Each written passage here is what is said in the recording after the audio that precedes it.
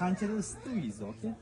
Hech qancha vaqt o'tmadi. Birpas isitdi, o'zi isitib, xonani iligisini ovoldida birpas olib turib o'shyapti-da, sovigandan keyin yana yonyapti o'zi.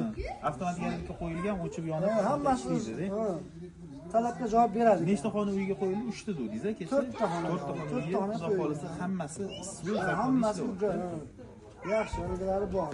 Endi buni Sirdaryo xalqiga, odamlarga tavsiya qilasizmi shu to'pida? Albatta tavsiya qilamiz. Hammasilar olib, ishlatib, o'zlari uchun, davlat uchun, ekonom qilayotgan odamlar uchun gaz xodimlariga ham rahmat, mana hokimimizga, prezidentlarimizga ham rahmat. Mana shunaqangi xalqqa yengillik qilib beryapti.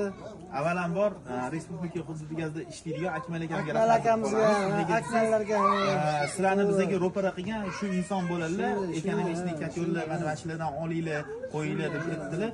Haqiqatan ekonomik joylari bor, foydali, davlatga ham, aholiga ham foydasi bor. Prezidentimizga ham rahmat shunaqangi yengilliklar qilib berayotganiga. Xudo xolasa bundan ham yaxshi yo'lda chiqarishga harakat qilamiz inshaalloh. Sizlarga ishlaringizga omad, yaxshi.